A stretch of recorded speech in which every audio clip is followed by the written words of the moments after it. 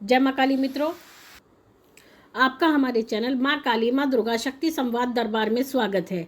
मित्रों, अगर आप हमारे चैनल पर नए हैं तो हमारे चैनल को सब्सक्राइब कीजिए, लाइक कीजिए, शेयर कीजिए, साथ ही नोटिफिकेशन बेल को भी प्रेस कीजिए जिससे हमारी आने वाली वीडियोस का नोटिफिकेशन आपको तुरंत मिल जाए। मित्रों, आज का जो विषय है वो विषय ये है कि क्या पूजा पाठ करने से हमारे शरीर में बेचैनी, घबराहट, हाथ पैरों में कंपन, सिर में दर्द, ये सब चीज़ें क्यों होती हैं। तो ये चीज़ें आपको क्यों होती है, किस कारण से होती हैं, और जब आप पूजा में बैठते हो तो अचानक से ही ये सभी चीज़ें क्यों होने लगती हैं। तो इन्हीं सभी चीज़ों को लेकर के आज चर्चा करेंगे और जो आपका भ्रम है उसको भी हम बिल्कुल क्लियर करना चाहते हैं कि आप किसी भी प्रकार के भ्रम में ना रहें। और पूजा पाठ करना एक अच्छी बात होती है। पूजा पाठ करने से आपके जीवन में बहुत सारे बदलाव आते हैं, सकारात्मकता आती है। लेकिन जब एक हम साधक होते हैं या एक सामान्य व्यक्ति होते हैं और हम पूजा पाठ करना चाहते हैं, तो उस स्थिति में जब हम पूजा पाठ की ओर मुड़ते हैं और अपना पूजा पाठ प्रारंभ करते हैं तो ऐसी स्थिति में हमें घबराहट, बेचैनी, हाथ पैरों में कंपन, सर में दर्द होना, पूरे शरीर में दर्द होना और अकारण ही भय लगने लगता है। तो ऐसा क्यों होता है? जब हम मंत्र जाप करते हैं कई लोगों को पसीना तक भी आता है। तो ऐसा क्यों होता है? क्या पूजा करना हमारे लिए लाभकारी नहीं है, या पूजा करना हमारे लिए उचित नहीं है, या हमें पूजा नहीं करना चाहिए? लेकिन ये सभी बातें गलत हैं। हमें पूजा जरूर करनी चाहिए।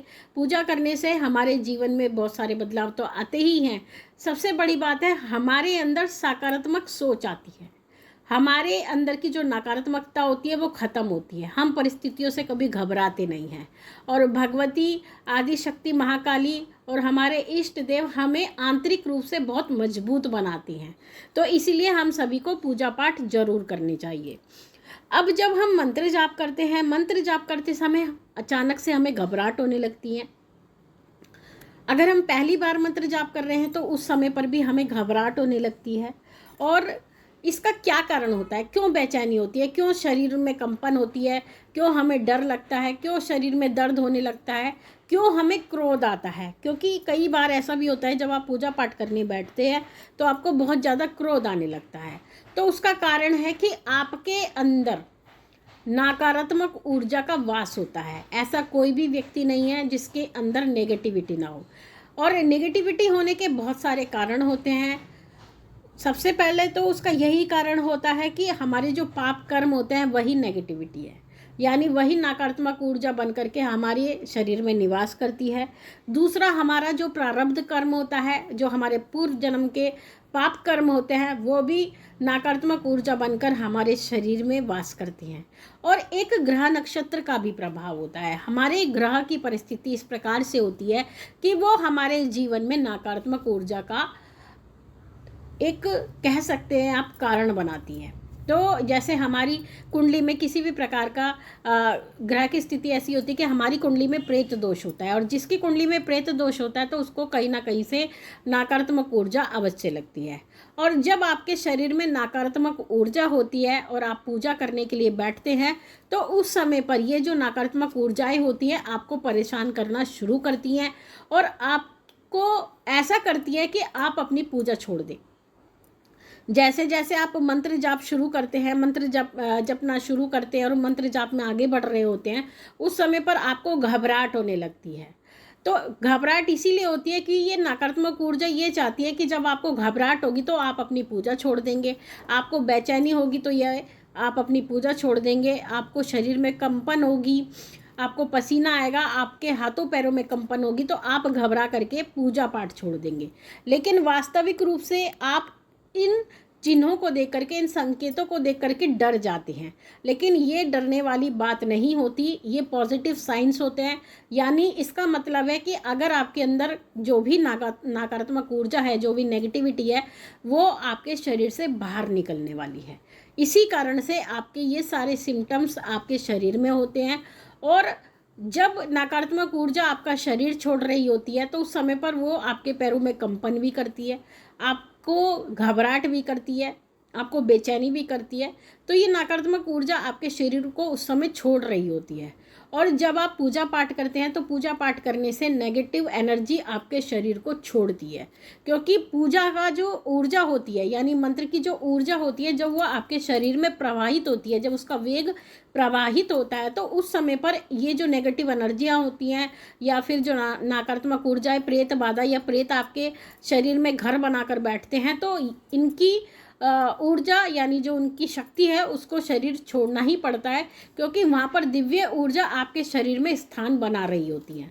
और जब दिव्य ऊर्जाएं आपके शरीर में स्थान बनाती हैं तो जो जितनी भी प्रेत बाधा होती है या जो भी डाकनी शाकनी या किसी भी तरह का आपके साथ में नकारात्मक ऊर्जा लगी है तो वो आपके शरीर को छोड़ती हैं, क्योंकि उनका स्थान दिव्य ऊर्जाएं ले लेती हैं, तो उनको आपका शरीर छोड़ना पड़ता है। प्रारंभिक अवस्था जब आपकी पूजा पाठ की होती है उस समय पर आपको बहुत परेशानियां भी आ सकती हैं, आपके मन में उच्चाटन भी होता है, आपको शरीर में दर्द भी होता है, किसी किसी के पेट में भी दर्द हो जाता है।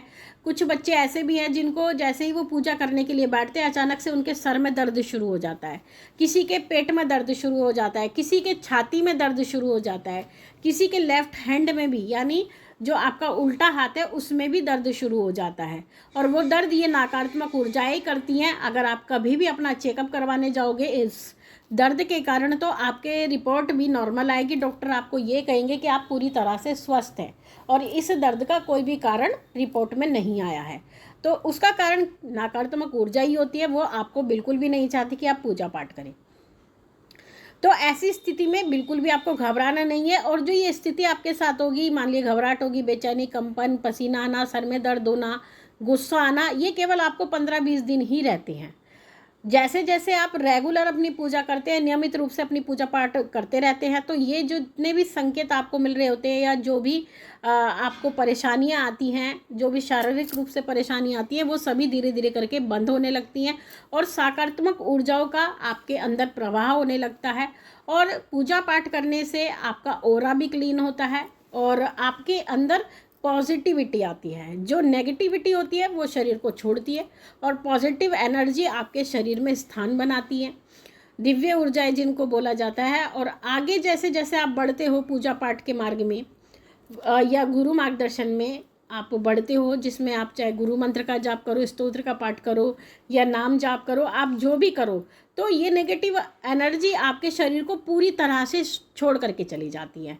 और हम एक सीधी सीधी बात कहते हैं कि अगर किसी के शरीर में भी कोई नकारात्मक ऊर्जा है और अगर वो गुरु मार्गदर्शन में चल के केवल गुरु के बताए हुए पूजा पाठ को और गुरु मंत्र को करता है, तो केवल इतना करने मात्र से ही नेगेटिव एनर्जी उनका शरीर छोड़ के चली जाती है। और जो स्थान नेगेटिव ऊर्जाओं ने ले रखा था, नकारात्मक ऊर्जाओं ने ले रखा था, वही स्थान आपके शरीर में दिव्य ऊर्जाएं ले लेते हैं, जिससे आपको दिव्य अनुभव होते हैं। आपको हर चीज़ पॉजिटिव लगती है, सकारात्मक लगती है, वातावरण सकारात्मक लगता है, अपने विचार सकारात्मक लगते हैं, आपका व्यवहार सकारात्मक हो जाता है और आपकी वाणी में शुद्धता आती है। तो मित्रों, ये थी जानकारी आप सभी के लिए। माँ भगवती से यही प्रार्थना करते हैं कि वो आपके भंडारे भरती रहे, आपकी सभी मनोकामनाओं को पूर्ण करती रहे, आप पे अपना पूर्ण आशीर्वाद बना के रखिए। आपसे जल्द ही मिलेंगे, तब तक के लिए जय महाकाली, जय महाकाल।